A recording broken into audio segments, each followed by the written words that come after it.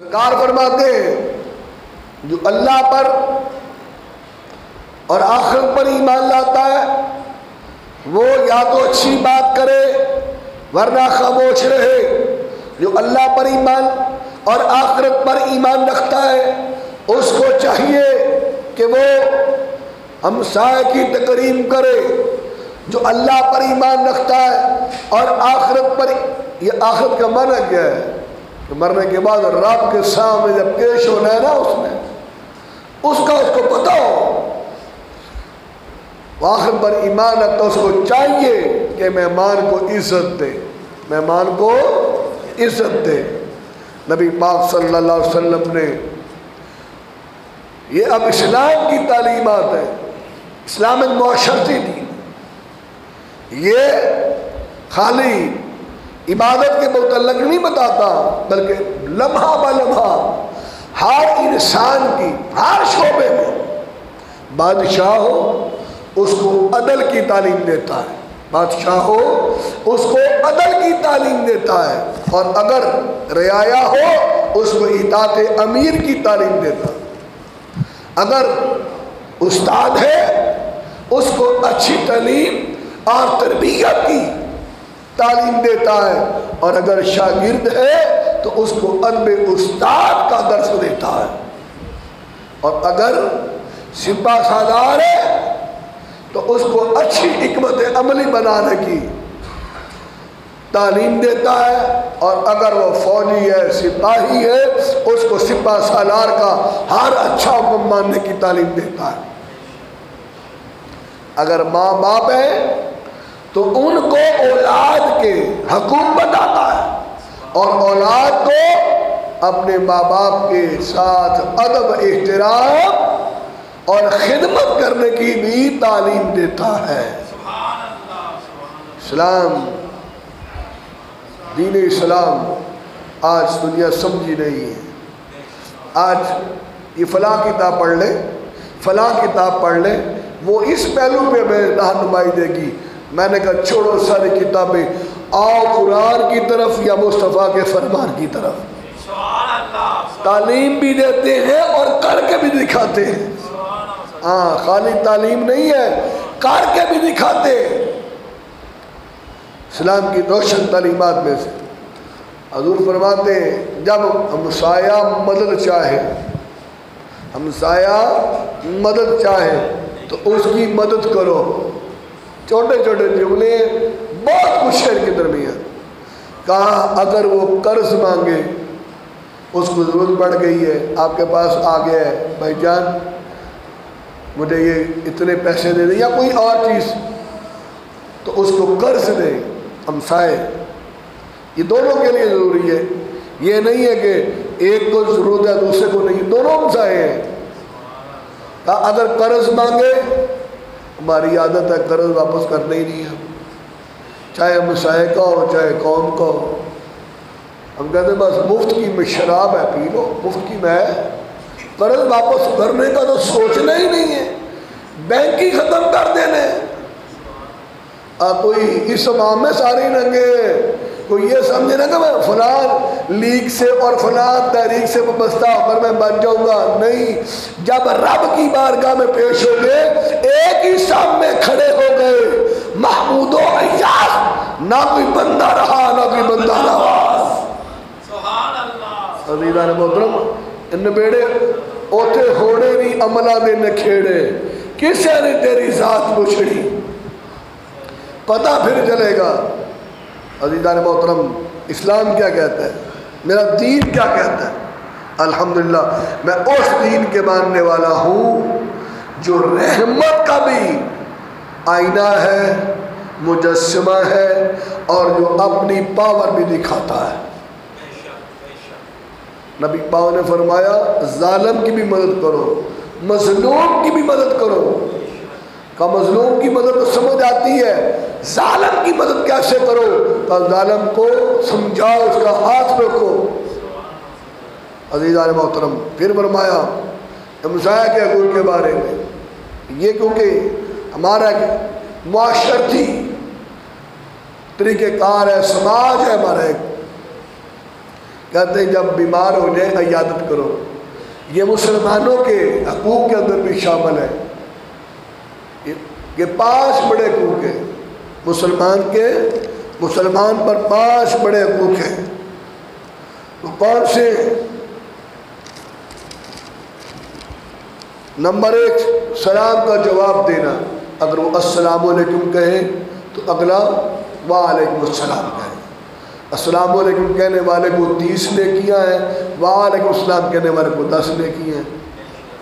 پھر فرمایا بیمار ہو تو بیمار کرسی کرے، جنازے میں اور تو جنازہ مر جائے تو جنازے میں جائے. اگر وہ آپ کو نیکی کی طرف بلائے، کوئی کھانے پر بلائے، نیکی کی جانب بلائے، دعوت دے، فرمایا اس کی دعوت کو قبول کرو. پھر فرمایا اگر چھینک آ جائے، ہائے ہائے، آج تک کسی دین نے بتایا ہے جنہوں نچ کہتے ہو چھینک آ جائے جواب دو؟ کتنا مبارک دین ہے. کہاں چھینک آ جائے اس کو جواب دو. یہ مسلمان کا حق ہے. کیا؟ جب وہ کہے الحمدللہ تو تم کو یرحمک اللہ، اللہ تم پر رحم فرمائے. ایک حصے کا نہیں بتا رہا دین. پھر فرمایا ہمسایہ گروپ کے اندر ہی فرمایا جب وہ اس کو کوئی خوشی ملے، جب اس کو کوئی خوشی میسر آئے، اس کو کوئی بیٹا پاس ہو یا اس کو بیٹا ملے، اولاد ملے، کوئی چیز اس کو حاصل ہو، اس کو مبارکباد دو.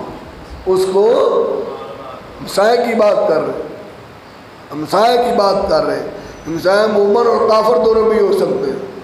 فرمایا اس کو بھی مبارکباد دو.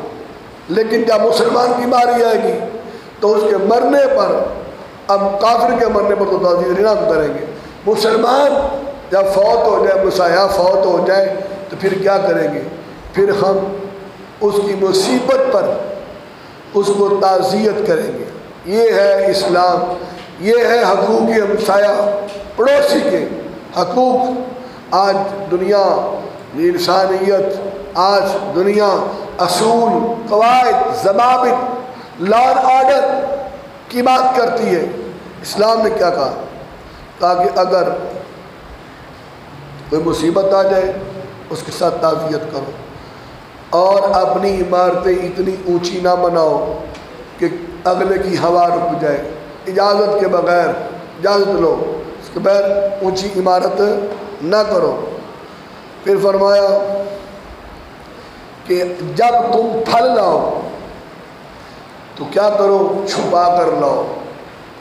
اور دوسرا کسی بھائی کو ہدیہ کرو تھوڑا سا پھل. پہلے کیا ہوتا تھا؟ آئل شاپر کی ایک روایت چل پڑی ہے، بزرگ آدمی تھے پہلے کیا کرتے تھے؟ تھیلیاں بنائی ہوئی تھی، ان کے اندر گوشت، سبزی، پھل لاتے تھے. میں سمجھتا ہوں دنیا پہلے تہذیب یافتہ تھی، آج تہذیب سے ہم آری ہوتے جا رہے ہیں. ہمارے بزرگ دیکھیے سر ننگا نہیں ہونے دیتے تھے.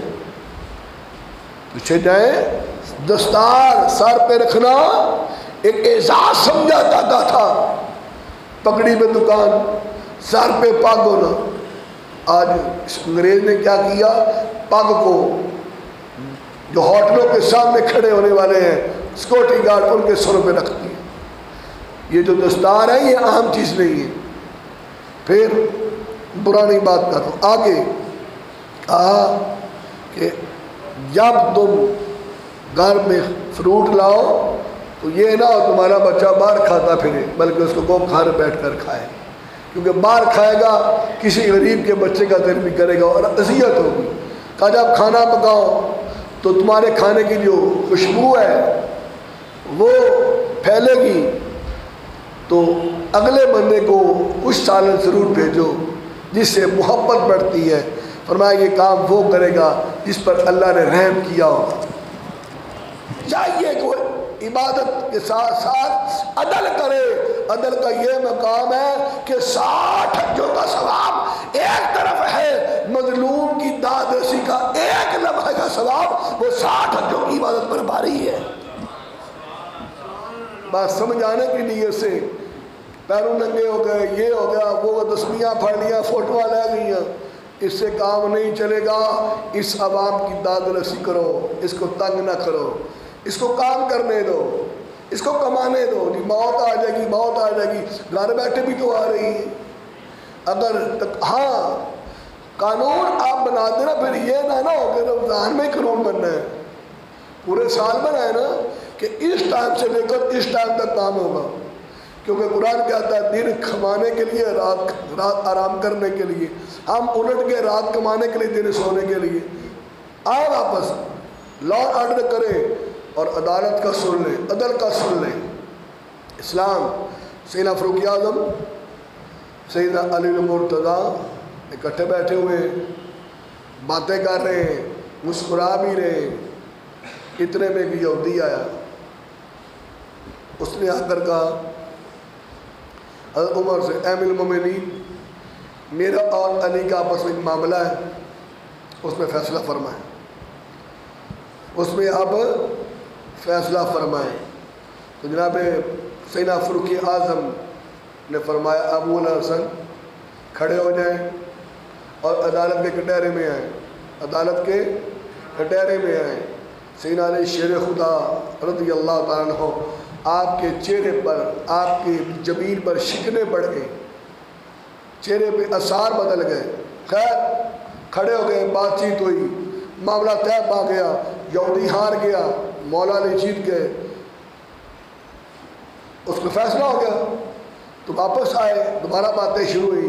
تو سیدنا فاروق اعظم نے کہا حضرت اے علی المرتضیٰ، مجھے ایک بات سمجھ نہیں آئی، جب میں نے آپ کو کہا اس کے اندر سب کچھ ہے، وہ سمجھ جائے، جج بھی آ جائیں گے، جرنیل بھی آ جائیں گے، ہم بھی آ جائیں گے، سارے آ جائیں گے۔ کہا جب آپ اٹھے تو میں نے کہا کٹہرے میں جائیں، تو آپ کے ماتھے پر شکنیں آئیں۔ کہا حضرت جب آپ نے مجھے اٹھایا تو پتہ کیا کہا تھا؟ کہا ابو الحسن، میرا نام نہیں لیا، مجھے کنیت سے بلایا، اور کنیت سے بلانا اعزاز کی بات ہے، اور مدعا علیہ کو جب عدالت میں طلب کیا جاتا ہے اعزاز کے ساتھ نہیں کیا جاتا۔ سمجھ گئے ہو نا؟ اگر سمجھ سکو تو، اگر سمجھ سکو تو۔ کہا مدعا علیہ کو اعزاز کے ساتھ نہیں بلایا جاتا، نام لے کے بلایا جاتا ہے، اس کو سمجھ آ جاتی تو ہماری عدالت پہ دھبا لگ جاتا۔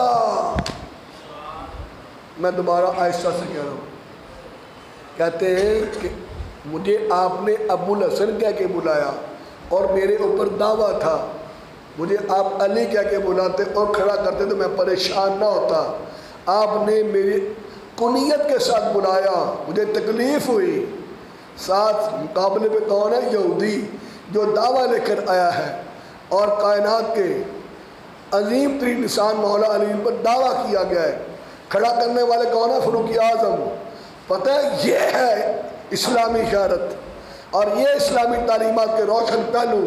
کہا آپ نے مجھے کنیت کے ساتھ بلایا تو مجھے تکلیف ہوئی کہ جو مدعا لے کر آیا ہے اگر وہ سمجھ لیتا تو ہماری عدالت پہ دھبا لگ جاتا۔ یہ ہے عدالتوں کے احترام، یہ ہے بکنے والے نہ ہو، جھکنے والے نہ ہو۔ جب عدالتیں عدل کرتی ہیں تو پھر زمانے میں، معاشرے میں امن آ جاتا ہے، اور اسلام دین امن ہے، دین محبت ہے، دین پیار ہے۔ اور ہٹلر نے کہا تھا جب تک دنیا میں ایک یہودی بھی زندہ ہے، انہوں نے کہا میں سارے مارے نے، تھوڑے سے چھڑے نے، لیکن پتہ چل بھی کیوں مارے سن۔ کہا جب تک بھی ایک یہودی زندہ ہے اس وقت تک امن قائم نہیں ہو سکتا، اس وقت تک امن قائم نہیں ہو سکتا۔ یہ قوم کے لیے زہر قاتل ہے۔ عزیزان محترم، آج اسرائیل میں کیا ہو رہا ہے اور ہمارے حکمران چپ ساتھ کھڑے ہیں، مذمت کر کے کھڑے ہیں۔ میں کہنا چاہتا ہوں یا اللہ، ہم تیری بارگاہ میں دعا کرتے ہیں کہ اس امت کے اندر جو جہاد کی روح تڑپ رہی تھی، مچل رہی تھی، وہ ختم ہو رہی ہے۔ یا اللہ ان کو دوبارہ وہ روح کو بیدار فرما، ان کے اندر وہ ہمت فرما۔ یا اللہ اسلام کے حسن کو سمجھ کر ان کی تعلیمات عمل کی توفیق عطا فرما۔ کی محمد سے وفا تو نے تو ہم تیرے ہیں، یہ جہاں تیس ہے کیا لوح و قلم تیرے۔